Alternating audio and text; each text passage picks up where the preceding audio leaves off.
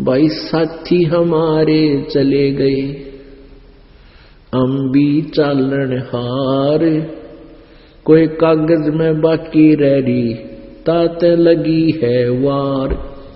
कबीर परमेश्वर जी आप जी और हमें ये समझाना चाहते हैं कि भाई यहां आप उतने समय तक ही हो जब तक तुम्हारा प्रारब्ध लिखा हुआ है,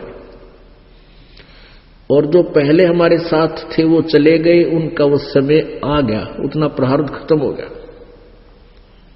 और आप जी ये सोच रहे हो कि हमारी अभी जाना नहीं होगा, हमारी मृत्यु नहीं होगी, ये तो इसलिए देरी लग रही है कि तेरी वो कागज में सांस अभी शेष रहते हैं, एक दिन वो पूरे होंगे, और इसलिए देर हो रही है तुझे, तू भी जाएगा। तो पुण्यात्माओं, जब तक इस प्राणी को अपनी मौत दिखाई नहीं देगी तब तक ये ना भक्ति कर सकता, ना ये बकवाद छोड़ सकता।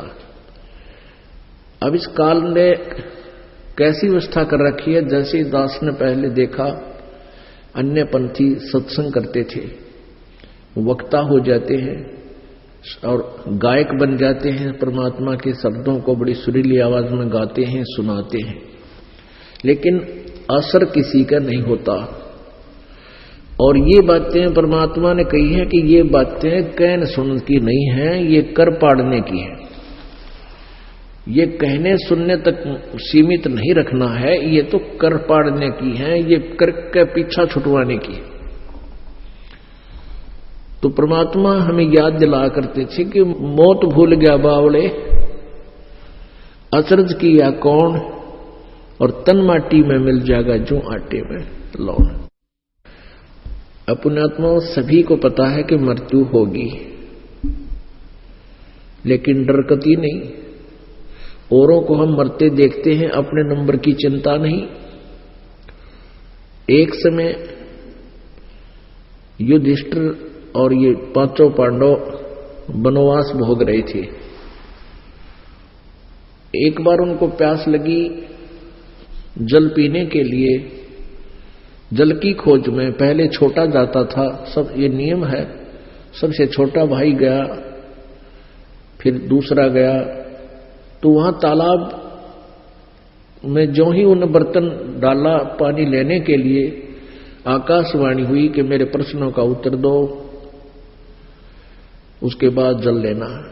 लेकिन सहदेव ने जब सबसे पहले गया, उसने नहीं परवाह की कि भाई भूखे प्यासे मर रहे हैं, बहुत ज्यादा प्यास लगी है, इसके प्रश्न के उत्तर दूंगा, इतने जल पिला के आता हूं।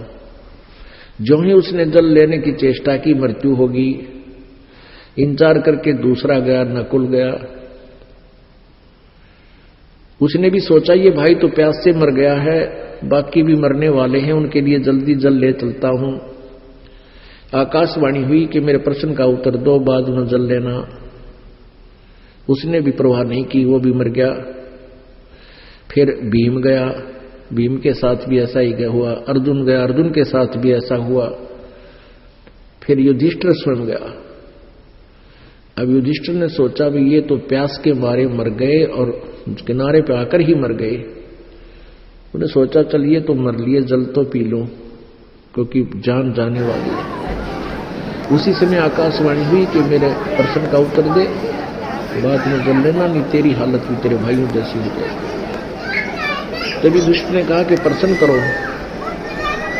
यक्ष ने कई प्रश्न किए, उनमें से एक प्रश्न ये था, उसने कहा कि संसार में सबसे बड़ा आश्चर्य किस बात का है। युधिष्ठिर ने उत्तर दिया कि हम प्रतिदिन संसार में बहुत से व्यक्तियों को मरते हुए देखते हैं, लेकिन अपनी मृत्यु की हम चिंता कभी नहीं करते, ये सबसे बड़ा आश्चर्य है। उसके बाद यक्ष ने उन सभी को जीवित कर दिया, उसके प्रश्नों से प्रसन्न होकर। तो कहने का भाव ये है पुण्यात्माओं कि हम सबसे बड़ी गलती, सबसे बड़ा जो ना अचंबा हम ये कर रहे हैं, सबसे अद्भुत कर रहे हैं कि हम डरते को ना मौत से, दूसरे को हम जैसे कोई मृत्यु हो जाती है निकट संबंधी की, हम उसका अंतिम संस्कार भी करते हैं जैसे भी रीति जिसकी है। और जब तक हम शमशान घाट पर पहुंचते हैं तब तक तो थोड़ा बहुत महसूस रहता है क्या लेके गया, क्या लेके गया। और जो ही वहां से वापस आते हैं उसी समय सब एज इट इज जैसे थे।